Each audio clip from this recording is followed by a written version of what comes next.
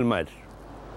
Al morir don Agustín, su padre, cuando el niño tenía solo 7 años de edad, le tomó la mano y le dijo: volvamos al mar. Su rostro ceniciento, escribió Coloane, se inclinó hacia la pared y sus dedos se desprendieron de los míos, como si fueran la cabilla de un timón, dejándome a la deriva. Durante 85 años, don Francisco Coloane Cárdenas buscó, como Ulises, volver a su Ítaca, el mar, su naturaleza. Coloane es un escritor que vivió de joven sus primeros 20 años en la Patagonia, entre los canales del sur, entre los loberos, entre los marinos, los fareros, y conoció muy bien esa realidad y a esos personajes. Entonces, cuando él narra las historias de estas personas y de estos ámbitos sureños que son la soledad misma, no está haciendo literatura exótica, no está buscando el tema singular, sino que está hablando de su vida, está hablando de lo que sus ojos vieron, sus oídos escucharon y lo que él sintió y cómo percibió a las personas. La literatura de Pancho es una literatura que trata de los problemas y asuntos esenciales de los seres humanos. Es decir, habla del amor, del trabajo, de la muerte, de los conflictos entre las personas y de los choques entre grupos de personas e instituciones o patrones. En fin, habla de realidades que son eternas en la literatura, que son los grandes temas en realidad. Entonces, a mí no me extraña mucho el éxito de él y creo que refleja también de una manera indirecta o por negativo la tendencia de gran parte de la literatura europea, en especial la francesa. El mar aumentaba sus furias. Ya no parecía océano, sino un mundo de montañas enloquecidas que bailaban estrellándose unas contra otras.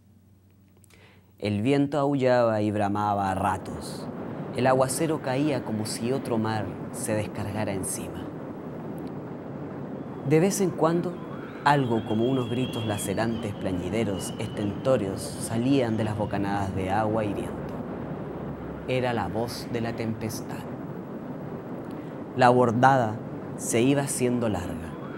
Hacía 1 hora que se navegaba en la misma dirección, cuando de nuevo sonó el silbato y resonaron las voces. Prepárense para virar por avante. Los hombres a sus puestos y los cabos listos. De nuevo la corbeta dio más velamen y emprendió su veloz carrera, y cuando iba en lo mejor, un golpe de timón la hizo virar, esta vez a estribor.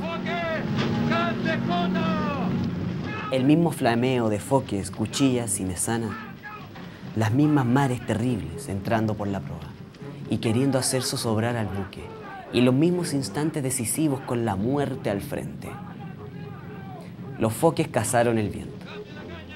La mesana y cuchillas se inflaron y empezaba la otra bordada, cuando algo extraño se vio que ocurría en el palo mayor.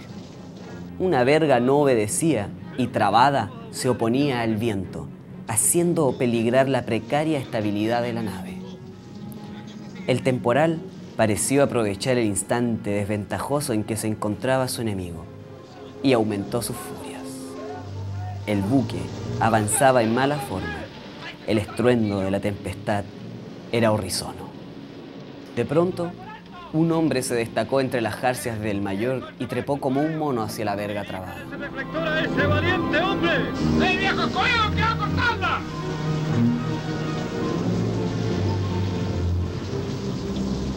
¡Sargento! ¡Hombre al agua! ¡Fuiste, hombre al agua! El protagonista, Alejandro Silva, se embarca de pavo en la corbeta Baquedano para ir en busca de su hermano en Magallanes. Es descubierto, pero se le permite seguir a bordo. En el feroz temporal, un marinero muere al intentar destrabar un cabo. Creo que tenía yo como 12, 11 años, leo Grumete la Baquedano. Y realmente Grumete me impresionó, te lo digo como niño, es entretenido, no me aburrió. Y me pasó una cosa muy mágica, es decir, me incitó a esta cosa de la aventura, de la búsqueda del espacio desconocido, de romper el esquema de ir a algo que no está programado. ¡Al hombro! Vamos a guardar un minuto de silencio en memoria de ese valiente hombre de mar. Atención, firmes, ordenó el segundo comandante. Corneta, toque silencio.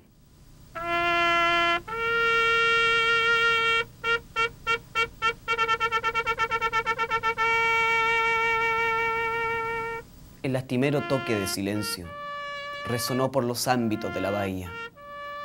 La tercera nota, alta, prolongada, fue extinguiéndose como un lamento, y los 300 hombres permanecieron firmes, cuadrados y hieráticos, con los ojos perdidos en la lejanía oceánica.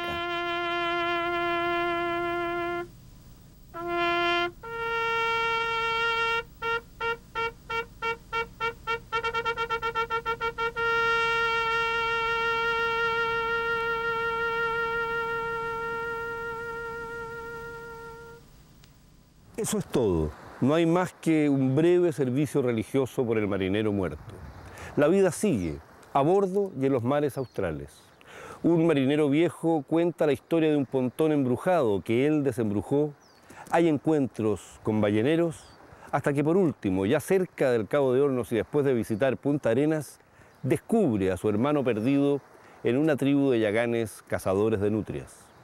Era algo así como su cacique y le envió a su madre un tesoro de pieles y 2 bolsitas llenas de oro. Estaba casado con una india, tenía 3 hijos y se sentía muy bien. Obviamente no regresa al norte con su hermano. Así es la historia del último grumete de la Baquedano, que sirvió de base para el guión de la película El último grumete, realizada por Jorge López en 1983. Bueno, el último grumete a mí me llamó la atención desde que era chico en el colegio. Cuando lo leí en el colegio, el concepto de aventura, esa cosa del hermano que va a buscar a su hermano, esa cosa sentimental, me encantó desde chico. Francisco le gustaba su libro El grumete, y cada vez que yo se lo descalificaba, él se molestaba, se sentía.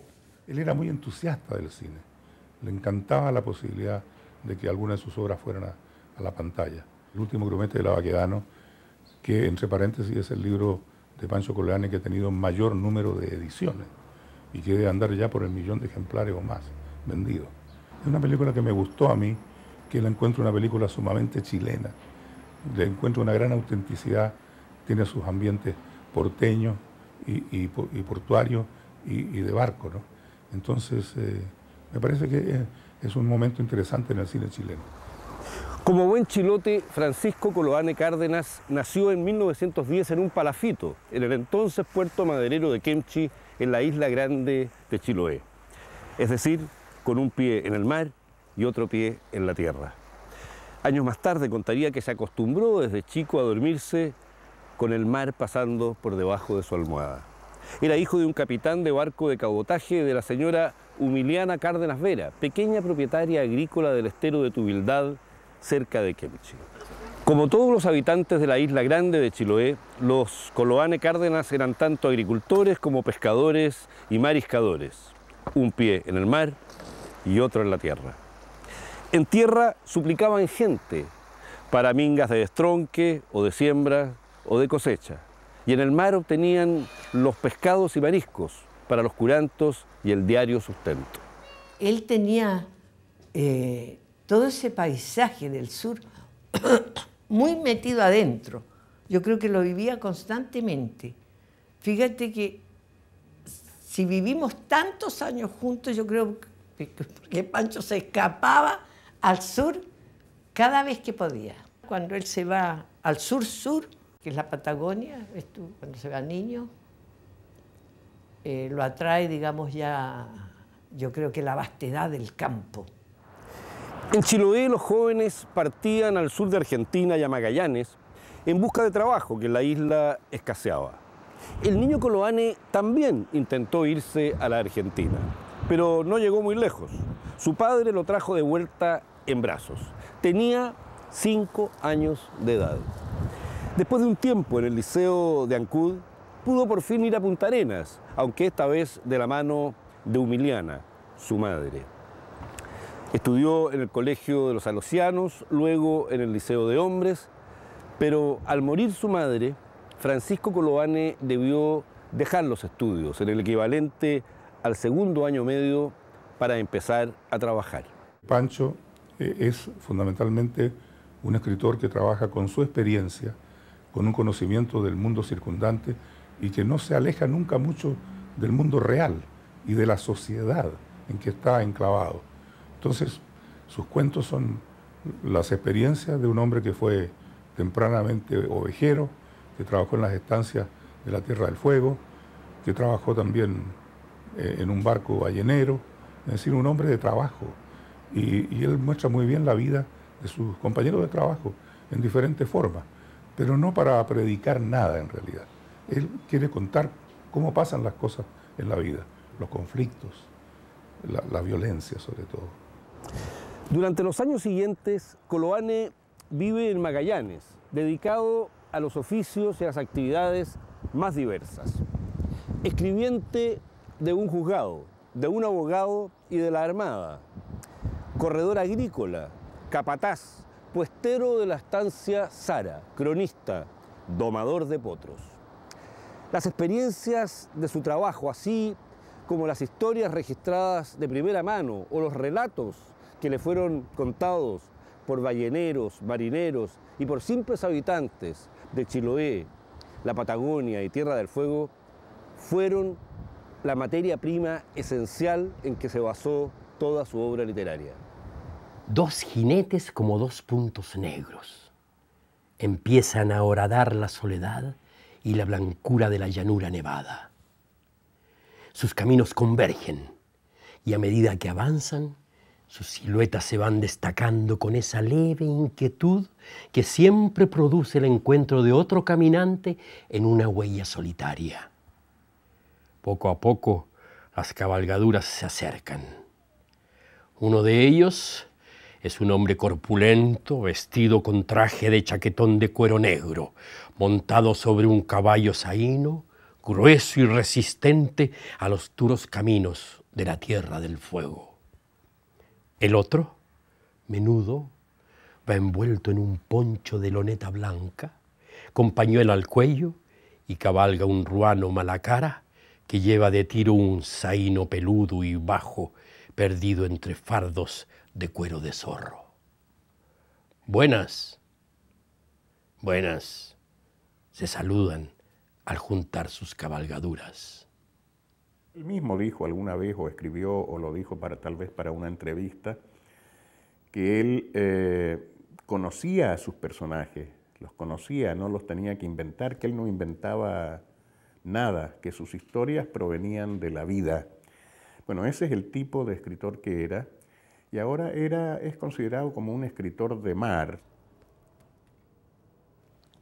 Como tantos provincianos talentosos como Neruda, Arrau, Tellier, Violeta y Nicanor Parra, Coloane parte a Santiago a conquistar la capital. Cronista y reportero de diversos medios, va afinando, depurando su estilo literario sin perder nunca los paisajes y los contenidos de su obra. Pero en 1932, tal vez por eso mismo, regresa a Magallanes. Allí se casa con su primera esposa, Manuela Silva, y nace su hijo mayor, Alejandro. Al cabo de un tiempo, sin embargo, regresa definitivamente a Santiago y se instala en lo que será su hogar. ¡La gallina no!, gritó el guardián primero del faro, Ollarzo, interponiéndose entre su compañero y la pequeña gallina color flor de haba que saltó cacareando desde un rincón. Maldonado, el otro guardafaro, miró de reojo al guardián primero, con una mirada en la que se mezclaban la desesperación y la cólera. Hace más de 15 días que el mar y la tierra luchan ferozmente en el punto más tempestuoso del Pacífico Sur. el faro Evangelistas, el más elevado y solitario de los islotes que marcan la entrada occidental del estrecho de Magallanes, y sobre cuyo pelado lomo se levantan la torre del faro y su fanal, como única luz y esperanza que tienen los marinos para escapar de las tormentas oceánicas. En muchos relatos de Coloane queda a la vista la estrecha relación, la fraternal relación entre el ser humano y los animales que lo acompañan en el duro esfuerzo de cada día. Y también la crueldad desatada por los hombres en búsqueda de esas valiosas pieles de animales bellos e indefensos. Precisamente sobre el lobo de dos pelos trata el primer cuento de Coloane que aceptó el Mercurio. Luego pasó a llamarse Cabo de Hornos y dio título al libro. La gallina de los huevos de luz es un excelente ejemplo de la particular visión de Francisco Coloane sobre la relación entre la humanidad y los animales. Yo creo que él tenía la secreta imagen de sí mismo, de que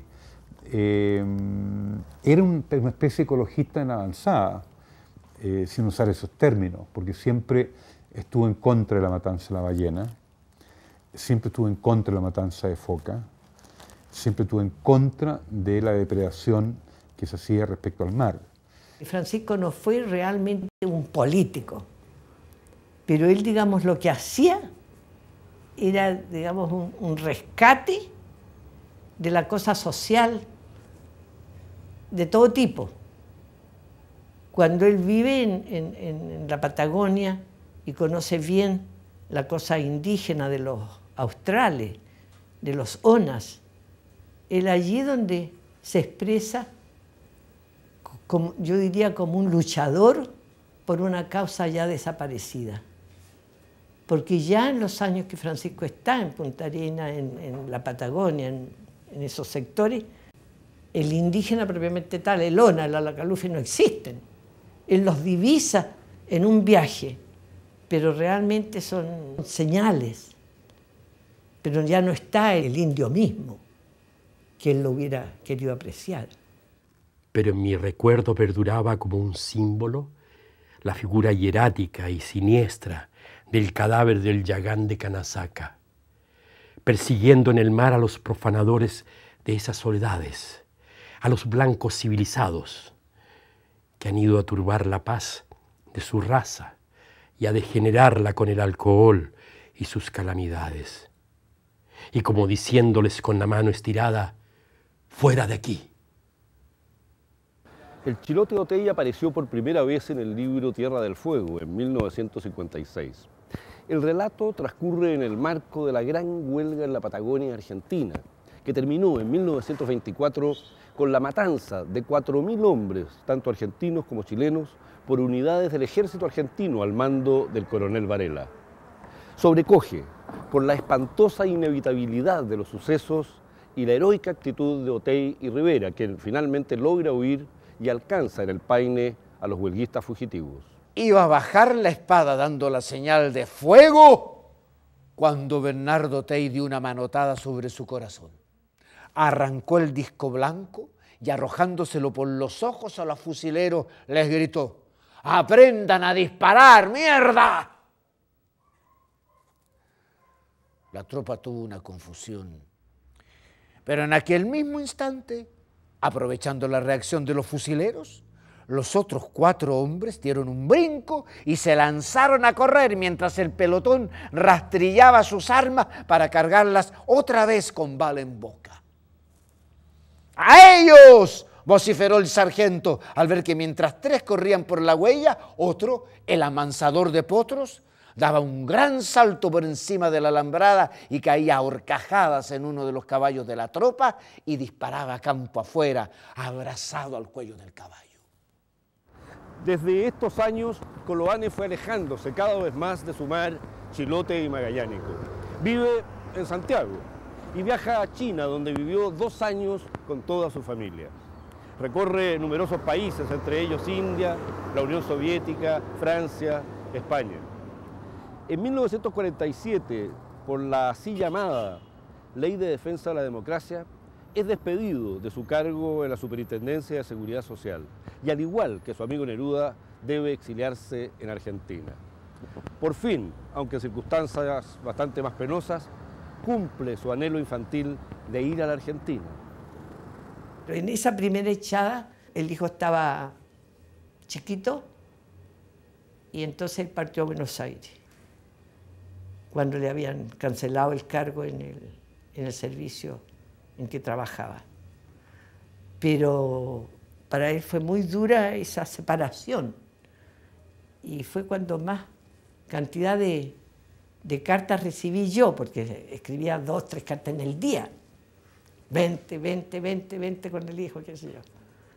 Y bueno, hasta que la cosa se superó un poco y pudo regresar. Coloane ya es considerado, con Baldomero Lillo, los más grandes cuentistas chilenos del siglo XX. Es reconocido por sus pares, obtiene el premio anual de la Sociedad de Escritores de Chile y recibe el Premio Municipal de Cuento por Tierra del Fuego. En 1964 se le otorga el Premio Nacional de Literatura. La cumbre más alta de Coloane son sus cuentos. Y él en sus cuentos se apoderó de 3 regiones fundamentales de Chile: el Cabo de Hornos, la Tierra del Fuego y el Golfo de Penas. El Golfo de Penas que les pena a los navegantes, donde ha habido tantos naufragios. Entonces, estos 3 libros reúnen lo mejor de su producción literaria. En España y Francia se publican Tierra del Fuego y Cabo de Hornos, con gran éxito de crítica y de lectores.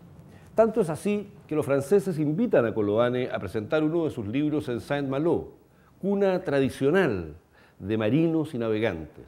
Pero para Coloane ese no es su mar, aquel que busca incesantemente. Vino un equipo de franceses, entomólogos y científicos y biólogos, y a raíz de este vínculo de Francia con la literatura, descubren un nuevo coleóptero en la isla de Chiloé y lo bautizan Darwini Coloanei, que a mí me da la impresión que es un homenaje a la literatura que de nuevo hace ese vínculo entre naturaleza y territorio y narrativa, pero a través de la entomología. Han traspasado la tranquera. Los caminos se bifurcan de nuevo. Los 2 hombres se miran por última vez y se dicen adiós, adiós. 2 jinetes, como 2 puntos negros, empiezan a separarse, a horadar de nuevo la soledad y la blancura de la llanura nevada.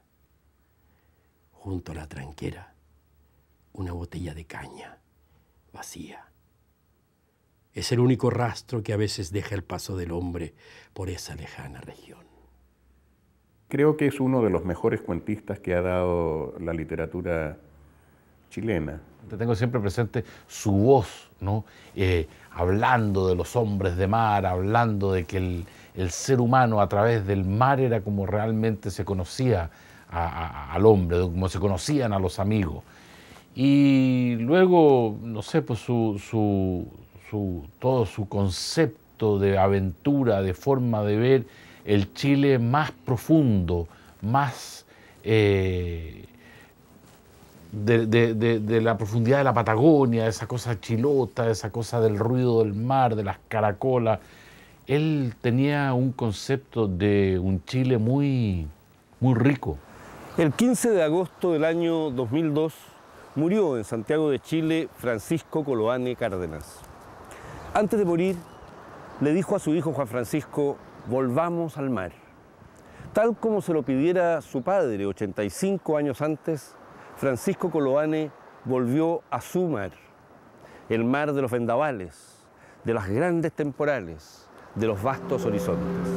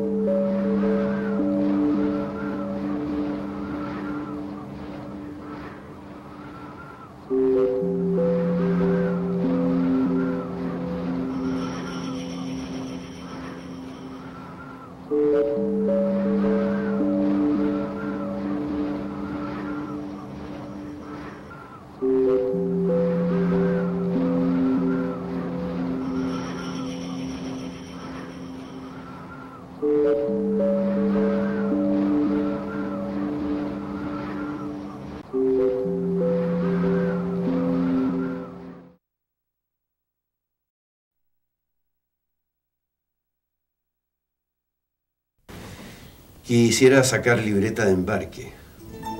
Nacionalidad, argentino. Certificado de nacimiento, no tengo. ¿Lo ha perdido? Nunca tuve uno. ¿Cómo entró a Chile? En un vagón lleno de animales. Así llegó a su patria Aniceto Evia, protagonista de la novela Hijo de Ladrón. Su autor, Manuel Rojas, uno de los más importantes e influyentes narradores de nuestra literatura. Un escritor que solo estudió hasta los 11 años de edad y que supo abrirse paso con grandeza en un mundo hostil de privaciones y soledad. Todo eso gracias a su poderosa fuerza ética, instintiva, esencial, que siempre se expresó a través de sus personajes.